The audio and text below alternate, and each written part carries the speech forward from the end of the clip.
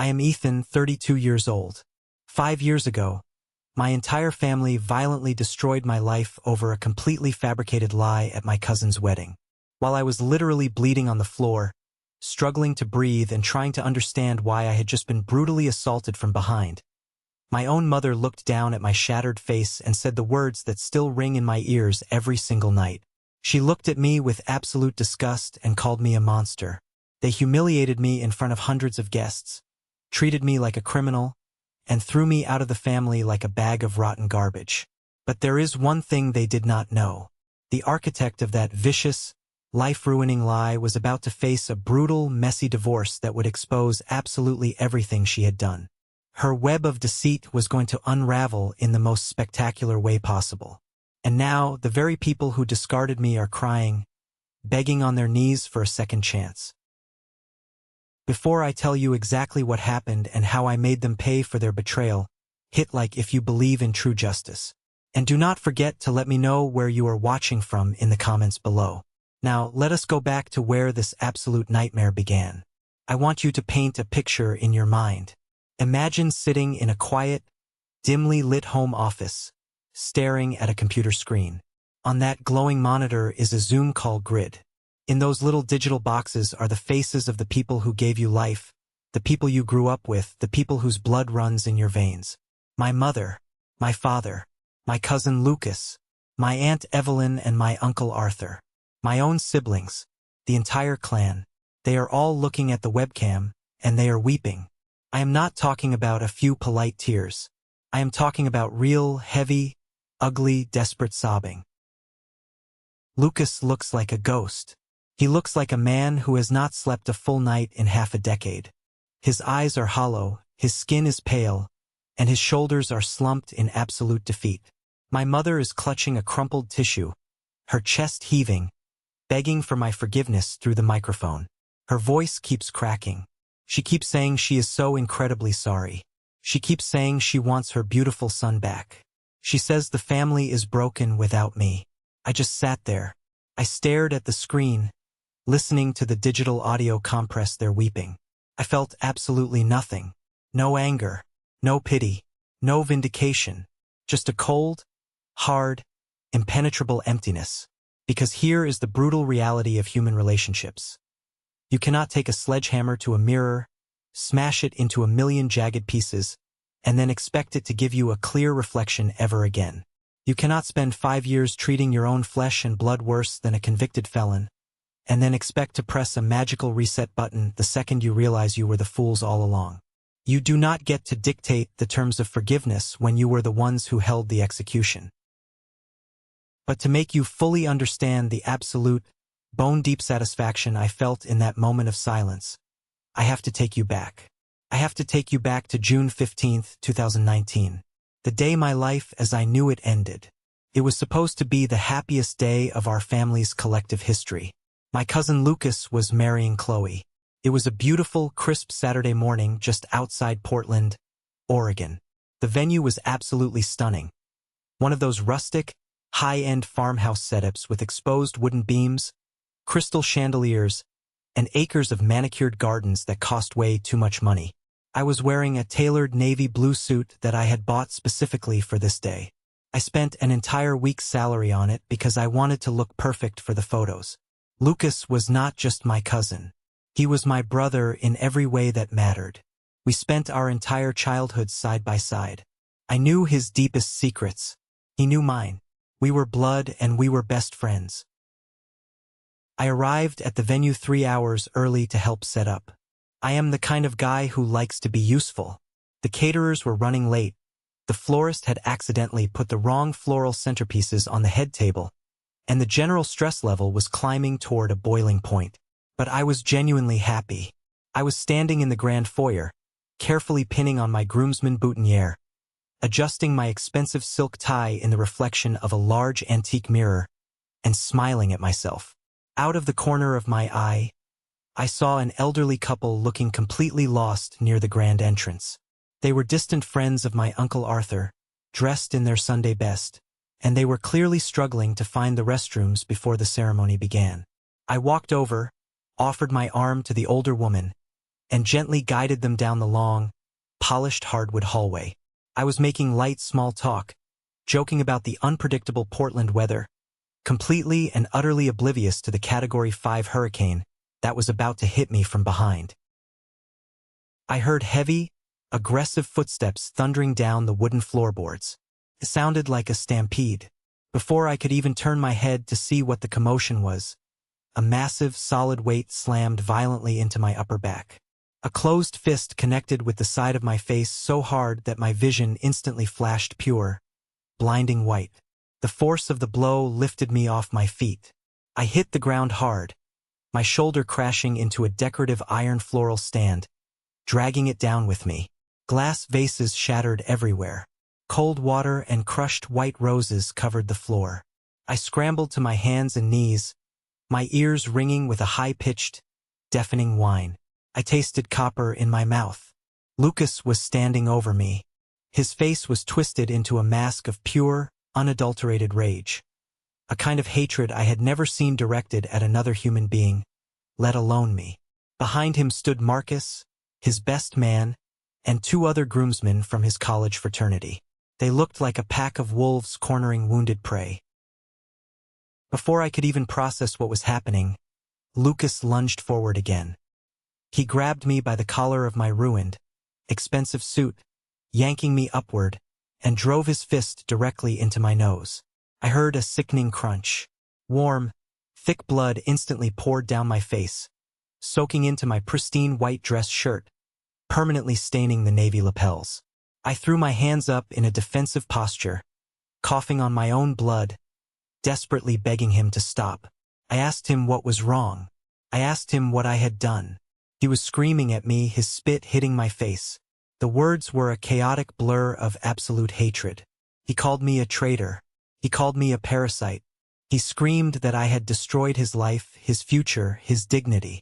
He kicked me hard in the ribs while I was on the floor, the heavy toe of his dress shoe cracking against my side, before Marcus finally grabbed him around the waist from behind and dragged him backward, yelling at him to calm down. The elderly couple I had been helping was screaming in terror. The heavy wooden doors to the main hall burst open, and guests began pouring out into the foyer. My mother pushed her way through the horrified crowd. She saw me bleeding on the floor, clutching my ribs, my suit destroyed. But instead of rushing to my side, instead of acting like a mother and asking if her son was okay, she looked at Lucas.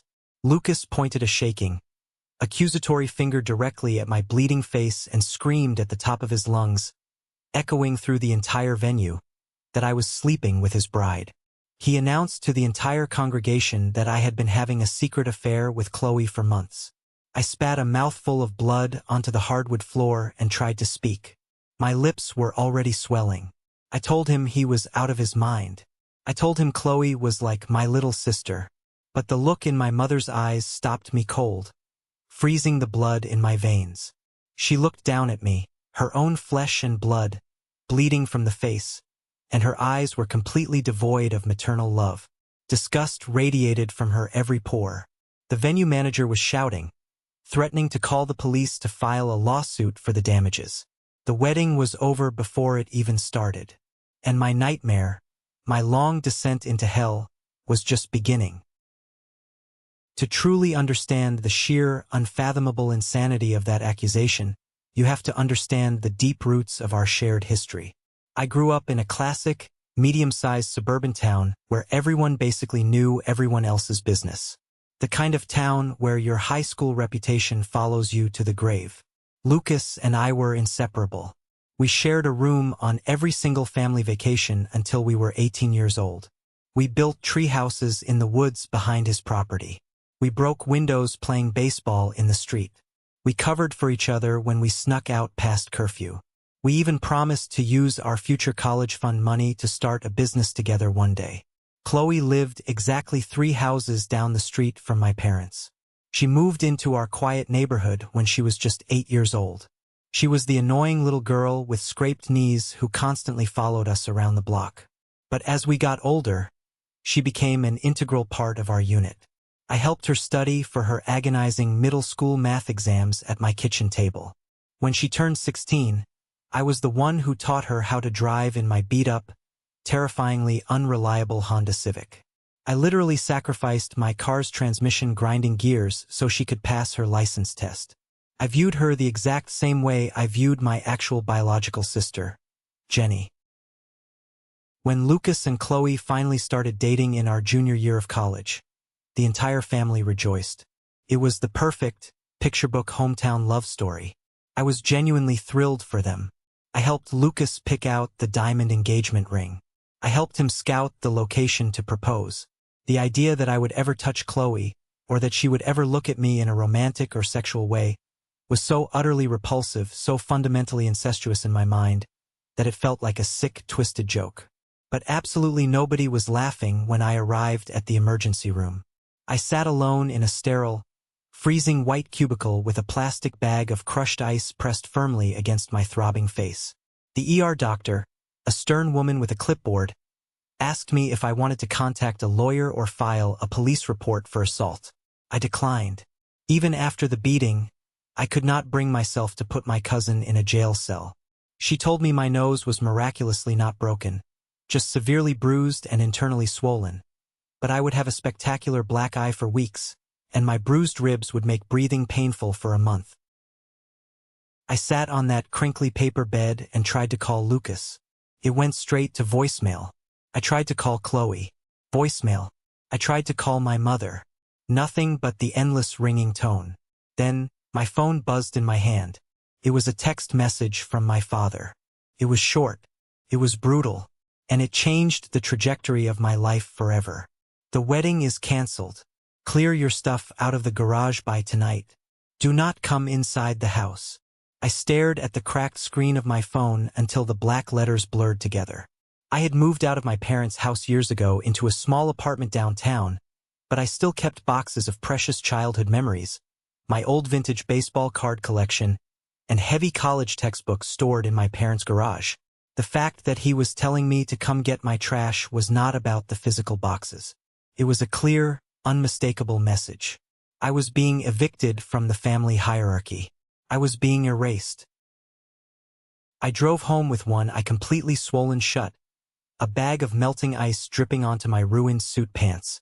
It is incredibly dangerous to drive with absolutely no depth perception, constantly having to twist my aching torso and bruised ribs just to check my blind spot, but I had nowhere else to go. I pulled into the familiar concrete driveway. The faded blue paint on the house looked exactly the same as it had for 20 years, but it suddenly felt like enemy territory.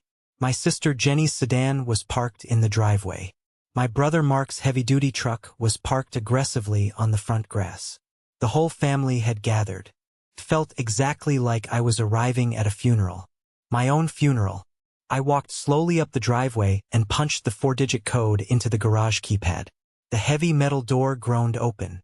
My mother was standing in the doorway leading to the kitchen, her arms tightly crossed over her chest. My father stood right behind her, his face a mask of stone. Mark and Jenny were sitting at the kitchen island, staring at me like I was a stranger who had just broken into their home. The silence was heavy, suffocating, and deafening. I stepped forward into the dim light of the garage. I held my hands up, palms open, a gesture of absolute, total surrender. I begged them to talk to me. I begged them to tell me what was going on. I asked for proof. I asked for a single text message, a leaked photo, a reliable witness. Anything that could justify this madness. My mother scoffed, a harsh, cruel sound. She actually rolled her eyes at my bruised, bloody face. She told me to stop playing the victim. She said Lucas had a highly reliable source. Someone had seen me and Chloe together. Someone knew all about our secret, disgusting meetups. I raised my voice, the pain in my ribs flaring. I asked who? Who saw us? When? Where?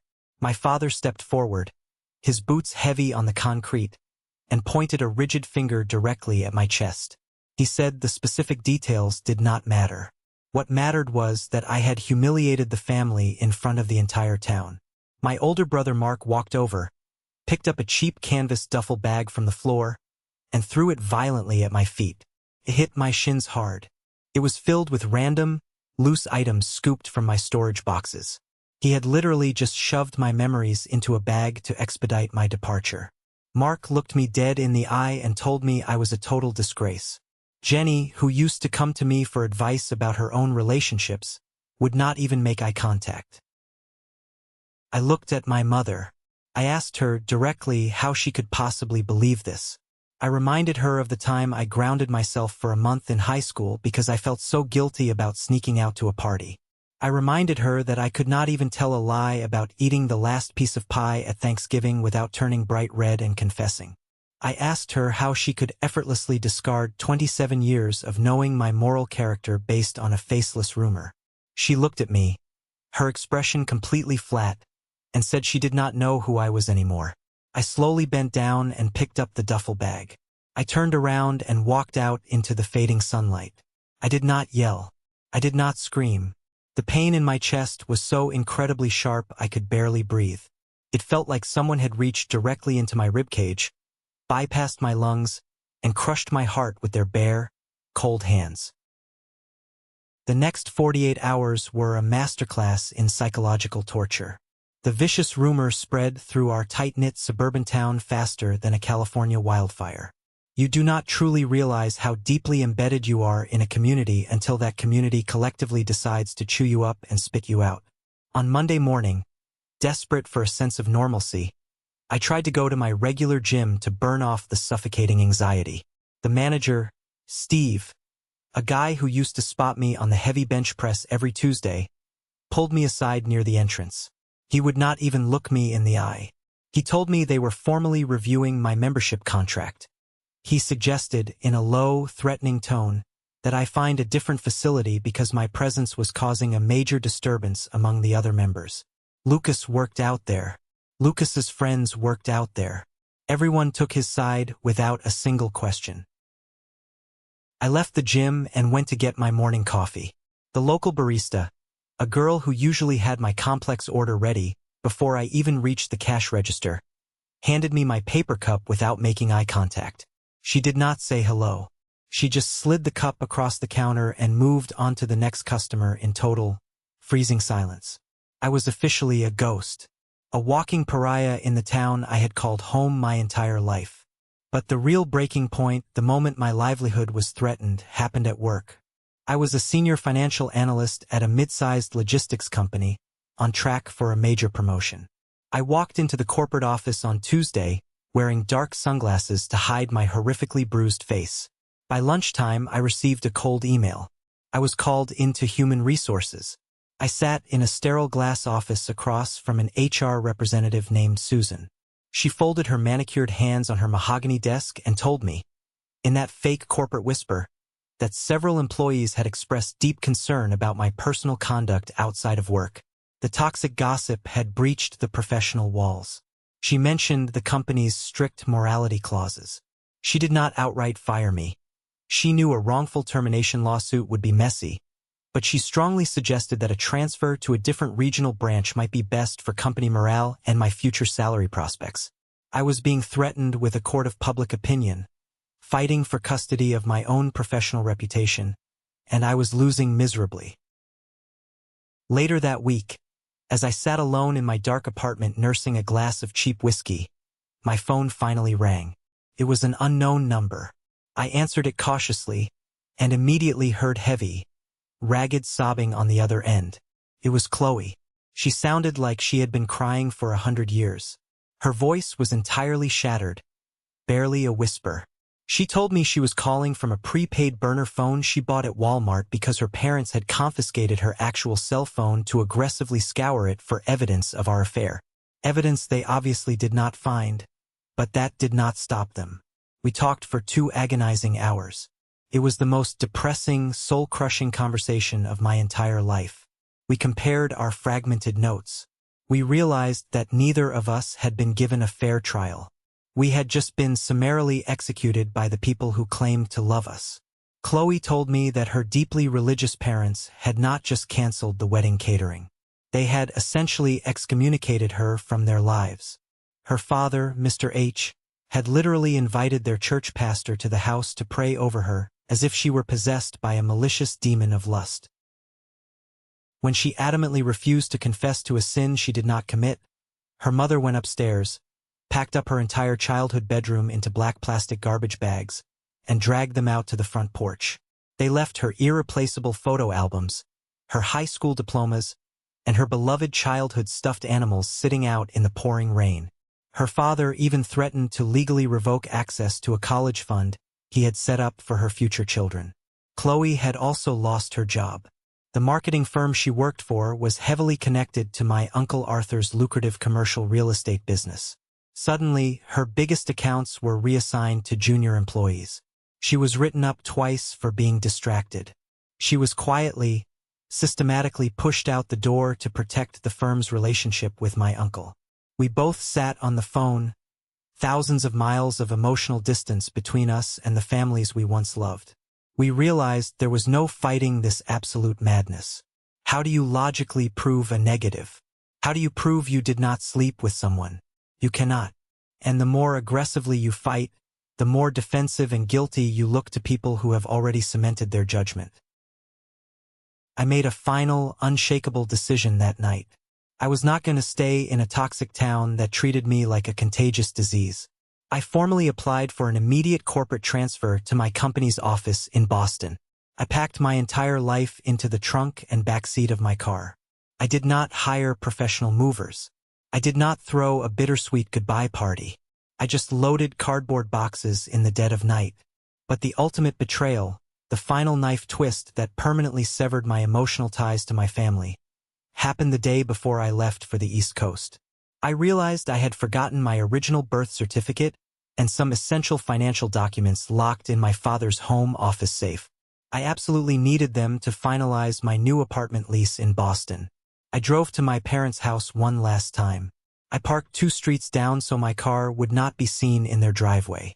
I walked through the neighbor's yard to the back of the house, intending to use the spare key hidden under the potted fern on the patio to sneak in, grab the papers, and vanish.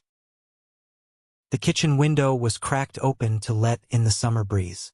I could hear hushed voices inside. It was my mother and my Aunt Evelyn, Lucas's mother. I froze in my tracks. I crouched below the windowsill, my back pressed against the siding. My knuckles turned stark white as I gripped the brick wall. I heard my Aunt Evelyn sigh deeply. She said, "I know the story sounds a little crazy. Lucas has always been incredibly jealous, and he tends to wildly overreact when he feels threatened." My mother replied, and her exact words stopped my heart entirely. She said, "I know, Evelyn. Ethan has never lied to us. He's a good boy." But the invitations were already sent. The caterer was paid thousands of dollars. The whole church congregation knows about the accusation now.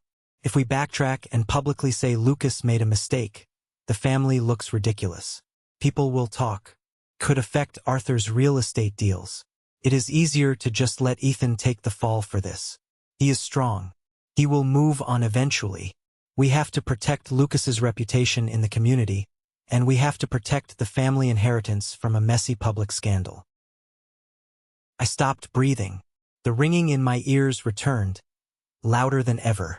My own mother knew. She knew the accusation was full of massive, glaring holes. She knew my moral character, but she actively chose the family's social standing and financial reputation over her own son. She sacrificed me to the wolves of public opinion just to avoid a little embarrassment at the local country club. It was a cold, calculated transaction. I was the currency she willingly paid to keep the family name clean. I did not go inside. I walked away from the window, walked back to my car, and drove away without my birth certificate. I would order a new one from the state government. I changed my cell phone number that very afternoon. I blocked every single email address associated with my family. I deleted my social media accounts. I wiped my existence from their reality. As far as I was concerned, Ethan, the devoted son, was dead and buried. I drove cross-country to Boston. I watched the landscape shift from the towering green pines of the Pacific Northwest to the flat, rolling plains of the Midwest, and finally to the dense, fast-paced brick architecture of the East Coast. Every mile I drove was a mile of permanent distance between me and the poison of my past. I arrived in Boston with 2 suitcases, a bruised face that was finally healing to a dull, sickly yellow, and a heart made of solid, unbreakable ice. Boston was exactly what my shattered soul needed. The glorious, liberating thing about a massive, sprawling city is the absolute anonymity it provides. Nobody cared who I was. Nobody looked at me with suspicion when I walked down the aisle of the grocery store. The baristas at the local coffee shops did not know my twisted family history. They just wanted to know if I wanted oat milk or regular in my latte. I threw myself into my new corporate position with a manic, unrelenting obsession. Without mandatory family dinners, obligatory weekend barbecues, or exhausting sibling drama to distract me, I had 80 hours a week to dedicate entirely to my career. I was the first one to swipe my badge at the office in the morning and the last one to leave the parking garage at night. I absorbed complex data, optimized massive logistics routes, and started pitching innovative financial strategies directly to the senior partners. My relentless dedication quickly caught the eye of the regional CEO, a brilliant, no-nonsense man named David. David was ruthless in business negotiations but possessed a rare ability to recognize raw, unfiltered talent. He did not care about my background, my hometown, or my family lineage. He only cared about my output and my drive. Within 2 years, under his direct mentorship, I received a massive executive promotion. My salary more than doubled. I started building a robust, aggressive 401k portfolio. I moved out of my cramped, noisy studio apartment and invested in a beautiful, historic piece of real estate in a quiet, affluent neighborhood. I was succeeding beyond my wildest, most ambitious dreams, completely independent of the people who confidently predicted I would amount to nothing. And then, in the midst of my professional triumph, I met Sarah. I met her at a high-end corporate charity gala raising money for local schools. She was a lead architect at a rival firm, brilliant, sharp-witted, fiercely independent, and incredibly grounded. We clicked instantly over a shared hatred of pretentious networking events. When things started getting serious after our 5th date, I knew I had to tell her the truth about my past before we went any further. I did not want any ghosts haunting our foundation.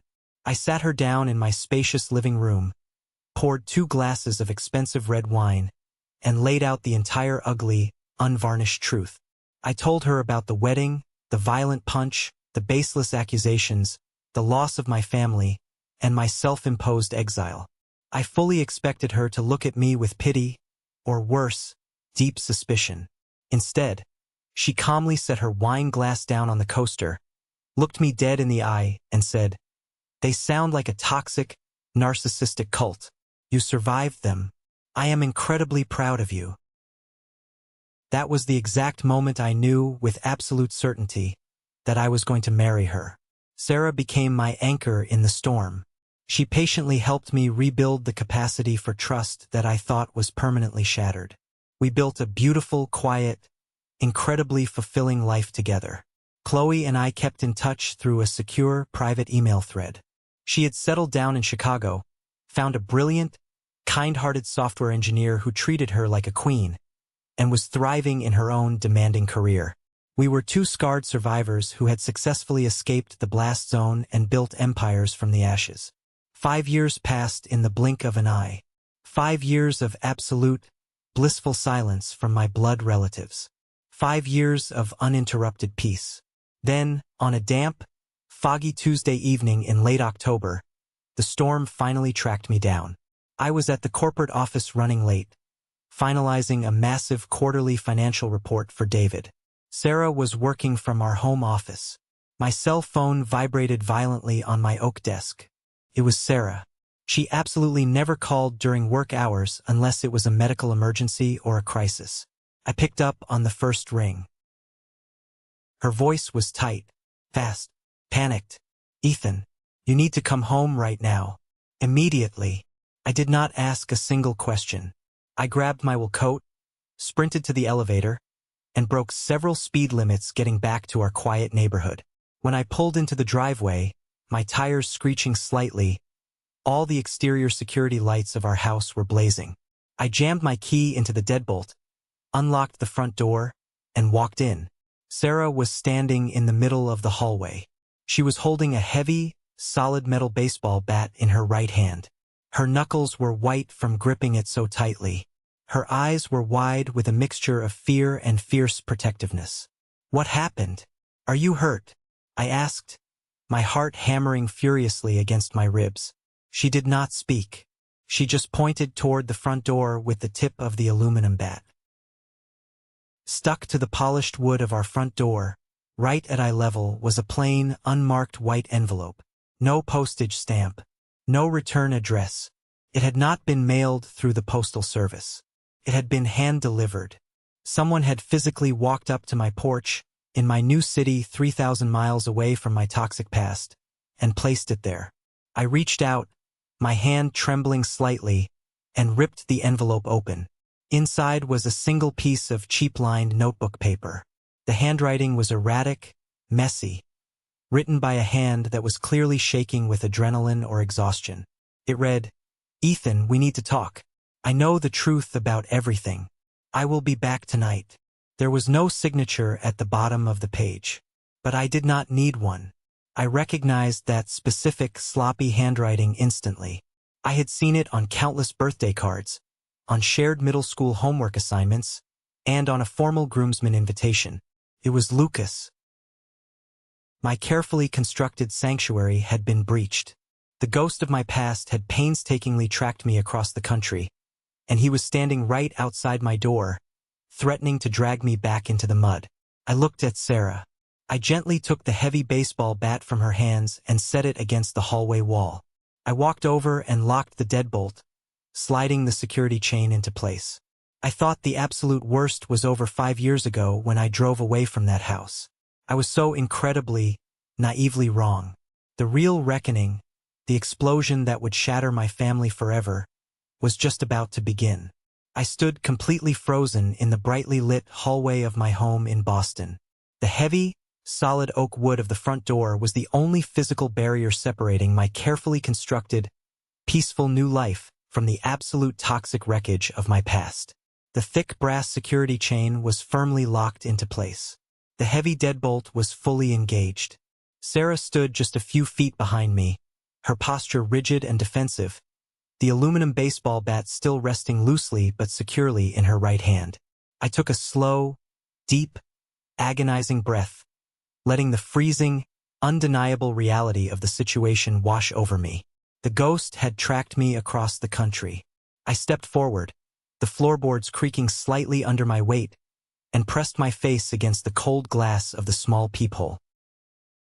Standing on my front porch, completely bathed in the harsh, unforgiving yellow glare of the motion sensor security light, was Lucas.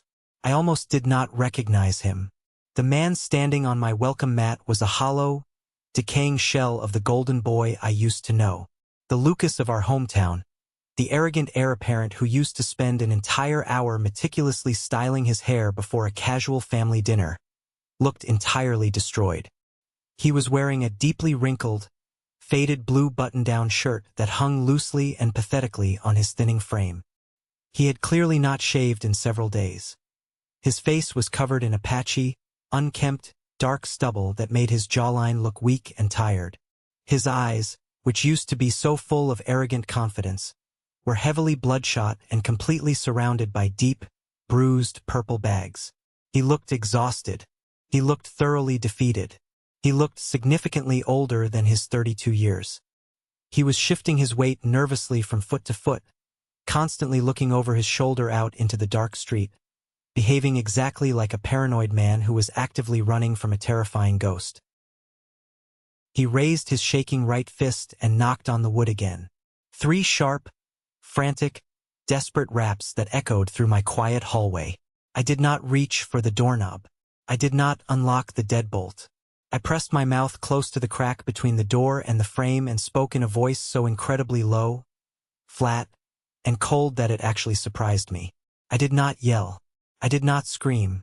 I told him he had exactly 10 seconds to turn around, walk off my private real estate property, and disappear into the night before I called the Boston Police Department and had him formally arrested and prosecuted for criminal trespassing. I heard him violently gasp on the other side of the door. He aggressively pressed both of his bare hands flat against the outside of the frosted glass.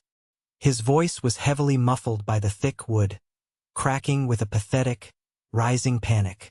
He begged me to just open the door for 5 minutes. He pleaded with me, swearing on our grandfather's grave that he had driven a rental car straight from Logan International Airport, that he had spent thousands of dollars hiring a private investigator just to track down my unlisted home address, and that he desperately, urgently needed to talk to me. He said, his voice breaking into a pathetic sob, that he finally knew the absolute truth about everything. I felt a sudden, sharp, dangerous spike of adrenaline flood my veins, but I aggressively pushed it down into the dark corners of my mind. I told him through the heavy wood that the appropriate time for talking had officially expired exactly 5 years ago, while I was literally bleeding out on the hardwood floor of his expensive wedding venue. I explicitly reminded him that the very last time we were physically in the same room together, he had cowardly attacked me from behind, shattered my nose, kicked my bruised ribs, and happily allowed our entire extended family to throw me out onto the street like a bag of rotten, contagious garbage. He started crying. Actual, loud, pathetic, heaving sobbing right there on my front porch for my entire affluent neighborhood to hear. He leaned his forehead heavily against the door and confessed that his entire life was rapidly falling apart. He said he was currently going through a brutal, heavily contested divorce. He told me that Vanessa, the woman he had ended up hastily marrying just 2 years after his disastrous, canceled wedding with Chloe, had completely and systematically destroyed him. The name Vanessa immediately triggered a dark memory buried in the back of my brain. She was a girl from his local high-end gym back in our hometown, a casual, overly friendly acquaintance who always seemed a little too intensely interested in his romantic relationship with Chloe. I asked him, my tone dripping with pure, unadulterated sarcasm, what his miserable, failed marriage had to do with me and the life I had built here. Through his pathetic tears, Lucas revealed the sickening, devastating, almost unbelievable truth. During a massive, plate-smashing, screaming argument over asset division, for 401k accounts and commercial real estate properties in the middle of their bitter divorce proceedings, Vanessa had completely lost her temper. In a blind fit of absolute, vicious spite, wanting to hurt Lucas as deeply and permanently as humanly possible, she confessed to the original, unforgivable sin. She screamed right to his face that she was the anonymous, invisible source. She was the one who fabricated the entire, elaborate story about me and Chloe having a secret, disgusting affair. She had wanted Lucas for herself from the very beginning. She saw how close our family was, saw how incredibly happy and secure he was with Chloe, and she systematically, coldly designed a massive lie to blow up the wedding of the decade. She fed him fake, highly specific details about non-existent hotel meetups. She expertly manipulated his natural, deeply rooted insecurities and jealousy. She planted the poisonous seeds, watered them with fake sympathy, and then stepped back to watch from the sidelines as he willingly burned his own life, his relationship with his bride, and his relationship with his best friend completely to the ground. I stood perfectly still in my hallway. The silence in my house was absolute and heavy. Sarah stepped forward and placed a gentle, grounding hand on my tense shoulder. Lucas begged me to let him inside the house. He said he was so incredibly, unimaginably sorry. He said he had been a blind fool, that Vanessa had expertly played him like a cheap violin, and that he just desperately wanted his brother back. He actually asked me, with zero irony in his voice, to give him Chloe's private contact information so he could call her and apologize to her, too. He genuinely, delusionally believed that presenting himself as a naive victim of Vanessa's sociopathic manipulation would magically, instantly erase the unbelievable trauma and public humiliation he had inflicted upon me. I leaned closer to the heavy door. I did not raise my voice a single decibel. I spoke with absolute, clinical, surgical precision. I told him that Vanessa might have successfully lit the match, but he was the one who eagerly poured the gasoline all over the house. I told him that Vanessa did not physically force him to violently assault me from behind when I was defenseless.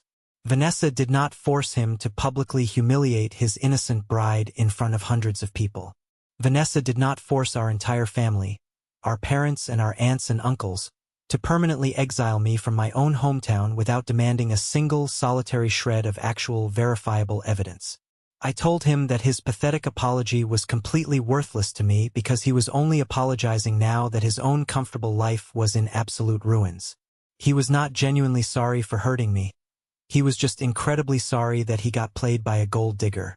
I told him to go back to the airport, to get on a plane, and to go back to the toxic, cowardly family that consciously chose to believe a ridiculous lie over their own flesh and blood. And then, without waiting for his response, I turned my back to the door and walked away. I walked into the living room, sat down heavily on the edge of the leather sofa, and pulled my cell phone out of my pocket. I navigated through the settings menu to my blocked contacts list. For the very first time in 5 long, quiet years, I unblocked my mother's cell phone number. Within 30 seconds, my phone began to vibrate violently in my palm. It was a torrential, overwhelming downpour of text messages. Long, rambling, desperate paragraphs of text. My mother had clearly been trying to frantically text me for days, and the exact moment the digital block was lifted, the massive backlog flooded into my inbox. I sat in the dim light of the living room and read them. She wrote extensively about the messy divorce. She wrote about the devastating, multimillion-dollar lawsuit Vanessa had filed, trying to legally claim half of Lucas's contracting business, his retirement funds, and the primary house. She wrote about how the entire extended family was in a state of absolute paralyzed shock. But most importantly, she wrote about how deeply, profoundly they all missed me. She desperately tried to frame the entire situation as a collective, unavoidable family tragedy. She repeatedly used soft, minimizing words like misunderstanding, manipulation, and unfortunate mistakes. She actually had the audacity to say that they were all innocent victims of a cruel, calculating sociopath, and that we urgently needed to band together as a united family to heal from this trauma. I read every single manipulative word. I read how my father wanted to immediately buy me a first-class plane ticket to come home for Thanksgiving dinner. I read how my sister Jenny had supposedly kept my old childhood bedroom exactly the way I left it, untouched for 5 years. It was a masterclass in narcissistic emotional manipulation. They were desperately trying to rewrite our dark history, trying to completely gloss over the sheer brutality of their actions by shifting 100% of the blame onto a woman I barely even knew.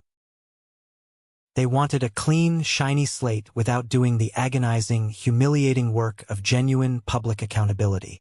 They selfishly wanted me to return to the fold, to smile for the holiday photos, and to play the familiar role of the forgiving, magnanimous son so they could finally stop feeling so incredibly guilty about being absolute monsters. Let's pause for a moment. Thank you for staying with me this far. You're truly amazing. Please help me by liking the video and commenting the number 1 below so I know you've been here with me until this point. This not only helps more people discover this story, but also lets me know that my experiences mean something to someone. Your support is the greatest motivation for me to keep sharing the rest of this journey. I did not reply to my mother's frantic, emotionally loaded text messages right away. I let every single one of them sit on read. I wanted the deafening silence to stretch out over the miles between Massachusetts and Oregon. I wanted them to sit in their homes and feel a tiny, microscopic fraction of the agonizing, gut-wrenching anxiety I had felt during my first few deeply lonely months in Boston. Instead of typing a response, I opened my corporate laptop and initiated a secure, encrypted video call with Chloe.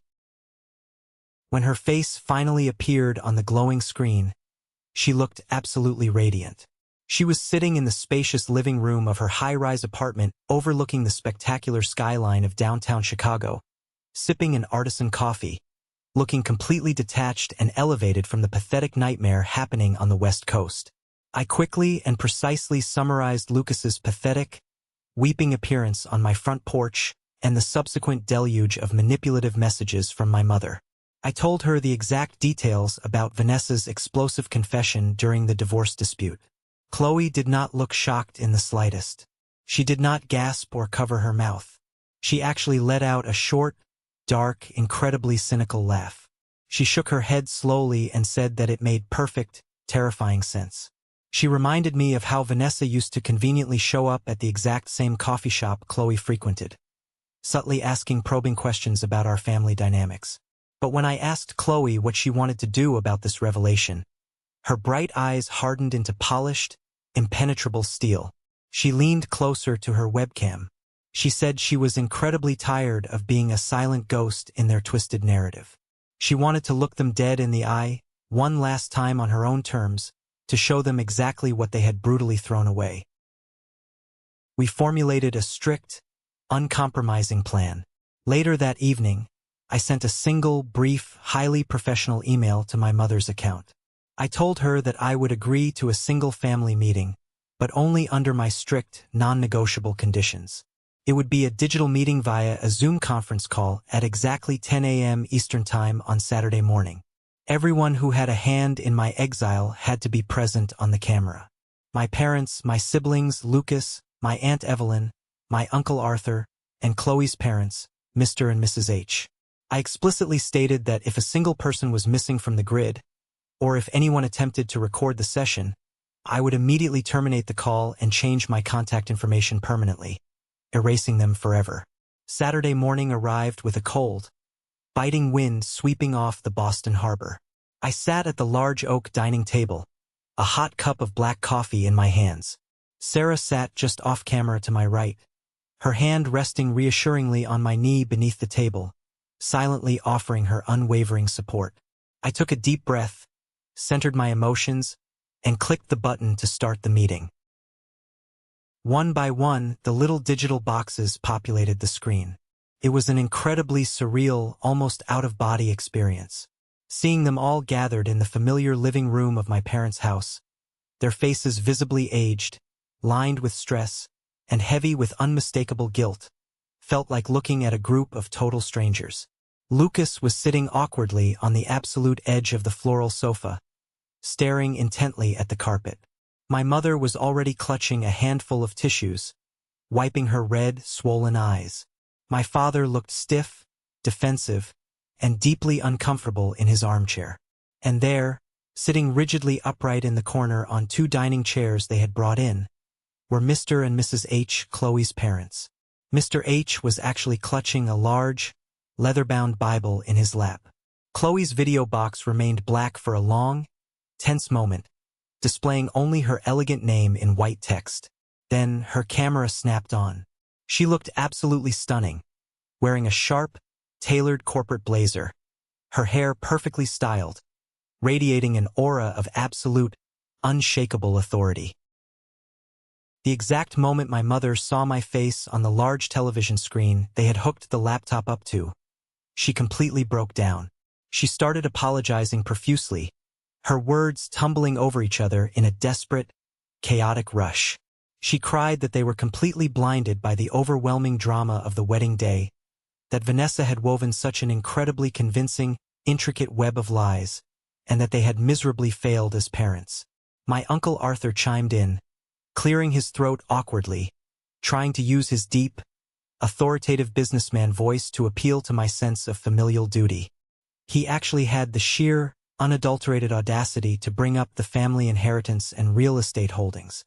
He said that my late grandfather's complex estate was finally being settled through the probate lawyers, and they wanted to ensure my name was fully reinstated in the legal will and the family trust, as if a chunk of money and some property deeds could magically buy back my stolen dignity. I let them talk. I sat there in total silence and let them completely exhaust their pathetic, heavily rehearsed, hollow apologies. I watched them desperately, frantically try to construct a flimsy wooden bridge over a massive, yawning canyon that they had previously blasted with dynamite. When the room finally fell into a heavy, expectant silence, waiting eagerly for my absolution and forgiveness, I leaned forward toward the microphone. I told them, my voice completely devoid of emotion, that I did not want a single penny of their money. I told them they could keep the inheritance, the family home, the real estate, and their toxic legacy. I systematically dismantled their entire defense piece by piece, like a seasoned corporate lawyer dissecting a highly fraudulent contract in front of a judge. I pointed directly at the webcam lens and addressed my mother by her first name. I asked her if she remembered a specific sunny afternoon 5 years ago, the day before I moved to Boston. I reminded her of the private conversation she had with Aunt Evelyn in the kitchen, while the window was cracked open. I watched the color instantly drain from her face, leaving her looking like a terrified corpse, as I quoted her exact, damning words back to her. I told the entire crowded room that my mother knew the accusation was a lie. I told them that she had explicitly admitted to Evelyn that she knew my character, but she deliberately chose to sacrifice me to protect Lucas's fragile reputation and my Uncle Arthur's lucrative commercial real estate deals in the community. I exposed the undeniable, ugly fact that this situation was never about them being innocent victims manipulated by Vanessa. It was about them actively choosing the path of least resistance. It was about pure, unadulterated cowardice and the preservation of their social status at the country club. My father tried to abruptly intervene, raising his hand and raising his voice, but I cut him off with a single, sharp command. I told him he permanently lost the right to speak to me as a father the night he texted me to collect my trash from the garage like a stray dog. Then, Chloe unmuted her microphone. The tension in the digital room was so incredibly thick you could physically choke on it. Mr. H, Chloe's father, immediately started speaking the second he saw the green microphone icon light up next to her name. He used his deep, booming, authoritative church voice. He aggressively tried to quote scripture about the prodigal son returning home, about the divine necessity of forgiveness, and about the grace of God healing all earthly wounds. Chloe did not raise her voice. She did not yell, but her carefully chosen words hit the room like a physical, devastating blow. She stopped him mid-sentence. She looked directly at her father through the high-definition lens and said, "Do not you dare quote the Holy Bible to me. You did not show me a single ounce of grace. You maliciously packed my precious childhood memories into black plastic garbage bags and left them out in the pouring rain to be ruined. You legally threatened to cut off the college fund you had established, not just for me, but for my future unborn children. You used your influence to get me fired from my marketing job to protect your own pathetic social standing in the congregation. You treated me like a contagious disease because it was financially and socially easier than standing up to a baseless rumor." Mrs. H started weeping loudly, burying her face in her trembling hands. Chloe did not flinch. She did not offer a shred of comfort. She told them that they had failed their most basic, fundamental duty as parents, which was to protect their child from harm. She told them that her new, chosen family in Chicago, the incredible friends and the brilliant fiancé she had chosen for herself, possessed more moral integrity, loyalty, and love in their little fingers than her entire bloodline possessed collectively. The silence that followed her statement was absolute and final. They had expected angry children. They had expected a screaming match that they could eventually de-escalate. They had not expected this cold, calculated, surgical execution of their parental authority. We were not angry teenagers throwing a tantrum. We were highly successful, fiercely independent adults holding up an unforgiving mirror to their colossal, unforgivable failures. The psychological and social fallout from that definitive Zoom call was spectacular to witness. Once the comforting illusion of our potential return was violently shattered, the incredibly ugly truth behind their sudden desperation began to bubble to the surface. You see, when a highly toxic, narcissistic family system irrevocably loses its designated scapegoat, it inevitably turns on itself to survive. Over the next few weeks, through a few remaining, highly gossipy mutual connections from my old high school who had reached out via LinkedIn to apologize for their past behavior, the rest of the puzzle pieces finally fell into place. The twists just kept coming, peeling back the layers and revealing the absolute, festering rot at the very core of my former family and their associates. It turned out that Marcus, the supposed best man who had gleefully helped Lucas physically assault me at the wedding venue, had actually known the undeniable truth about Vanessa's lie for over 3 years. During a heavily intoxicated New Year's Eve party at a local bar, Vanessa had gotten blackout drunk and slipped up. She had arrogantly bragged to Marcus about how incredibly easy it had been to manipulate the entire situation, eliminate Chloe, and secure Lucas's contracting wealth for herself. But Marcus never said a single word to Lucas. He never defended my honor. Why? Because Marcus was currently a junior partner at my Uncle Arthur's massive commercial real estate firm. He was banking on a massive six-figure promotion and a highly lucrative senior partnership by the end of the fiscal year. He mathematically calculated that exposing Vanessa would deeply humiliate Lucas, publicly enrage my powerful uncle, and severely jeopardize his salary, his bonuses, and his entire future in the company. He actively, consciously chose his career trajectory over my innocence and his best friend's marriage. When Lucas accidentally found this out by reading old text messages during the brutal divorce discovery process, he completely snapped. The two former best friends ended up in a vicious, bloody physical altercation in the executive parking lot of the real estate firm, leading to Marcus formally pressing felony assault charges against Lucas and having him fired. But the most pathetic, mind-blowing revelation was Lucas's true, hidden motive for flying across the entire country to stand weeping on my front porch. It was never about genuine, soul-searching remorse. It was about pure, desperate financial survival. Vanessa was a remarkably ruthless opponent in the courtroom. She had hired a notorious, bloodthirsty shark of a divorce lawyer who specialized in completely dismantling high-net-worth individuals.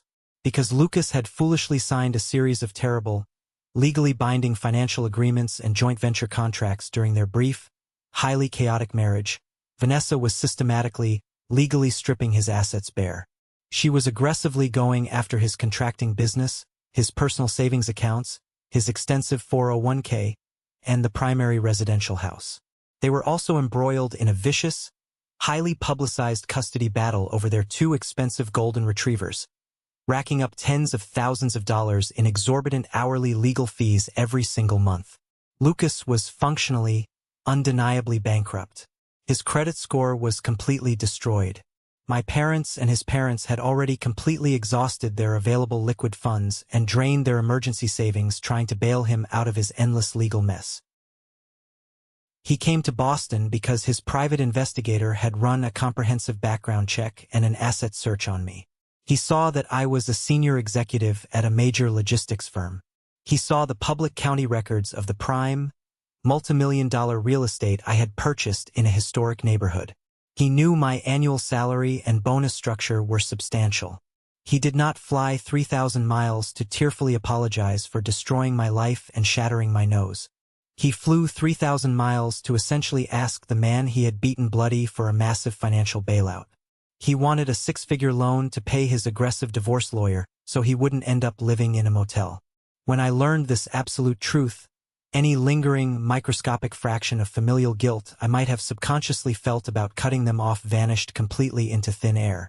It was incredibly, profoundly liberating. It was the final, undeniable confirmation I desperately needed that I had made the absolute right choice in leaving that town behind. They were not a family bound by love. They were a parasitic, opportunistic organism that only reached out their hands when they needed to feed on someone else's success.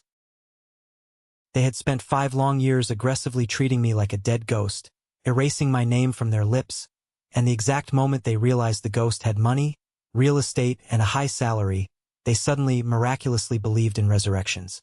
It was morally disgusting, but it was also the profound closure I desperately needed. The narrative was finally complete. I was no longer the tragic victim of a terrible misunderstanding. I was the undisputed victor who had successfully outsmarted a den of manipulative thieves. Following that revelation, I took immediate, decisive action. I changed my personal cell phone number one final, permanent time, ensuring it was completely unlisted. I scheduled a private meeting with the head of my corporate security team at the Boston executive office. I provided them with high-resolution photographs of Lucas, my parents, my siblings, and my aunt and uncle, along with strict, uncompromising legal instructions to immediately deny them entry to the building and to call the local authorities if they ever attempted to show up at my workplace. I established an impenetrable, legally fortified fortress around my life, my flourishing career, and my hard-won peace of mind. I realized through this agonizing ordeal that setting strict boundaries is not an act of cruelty or vengeance. It is an act of profound, necessary self-preservation. You cannot heal your deep psychological wounds in the exact same toxic environment that made you violently sick in the first place. You cannot rationally negotiate with deeply broken people who view your innate kindness and forgiveness as a glaring weakness to be endlessly exploited. I had spent the entirety of my 20s desperately trying to be the perfect, compliant son, the reliable older brother, the loyal, steadfast cousin. I had contorted my own personality and sacrificed my own happiness to seamlessly fit into their rigid, demanding expectations, and my ultimate reward for a lifetime of devotion was a brutally bruised face, a shattered reputation, and a cheap canvas garbage bag full of my belongings tossed into the driveway. Now, well into my 30s, my ultimate purpose in life is completely, fundamentally different. My purpose is to fiercely protect and nurture the beautiful family I am actively, consciously building with my own two hands. Last Friday evening, the crisp autumn wind was howling off the dark waters of the Boston Harbor, gently rattling the historic, paned windows of our warm home. Sarah was in the spacious kitchen, humming a soft melody to herself while expertly preparing dinner. The incredible, comforting smell of roasted garlic, fresh rosemary, and baking bread filled the warm air. It was a simple, incredibly mundane domestic scene, but to me, after years of emotional warfare, it felt like a literal miracle. It felt exactly like walking out of a freezing, blinding blizzard and finally sitting down by a warm, crackling fire. I walked quietly into our master bedroom and opened the heavy bottom drawer of my solid oak dresser. Tucked carefully away in the far back corner, safely hidden beneath a thick stack of folded winter sweaters, was a small, unassuming black velvet box. Inside that box was a flawless, radiant-cut diamond ring. I had spent 3 agonizing months secretly searching for the absolute perfect one. Not an ostentatious, massive display of wealth designed to impress the superficial members of a local country club, but a quiet, breathtakingly elegant symbol of unbreakable, lifelong commitment and trust. I am proposing to Sarah next week during our planned vacation to the rocky coast of Maine. She is the incredible woman who fearlessly stood by the front door with a metal baseball bat to physically protect me from the ghosts of my past. She is the woman who looked at my deep emotional scars, heard my darkest stories, and saw unshakable strength instead of a liability. She is my real, chosen family. Chloe is officially getting married next spring in a beautiful, highly intimate ceremony in a historic building in downtown Chicago. Her carefully curated guest list is incredibly small. Absolutely no extended relatives from our hometown. No toxic, manipulative parents allowed. Just a tight, fiercely loyal circle of genuine friends and supportive colleagues who actually love and value her for exactly who she is. I am flying out a week early to proudly stand by her side as her man of honor.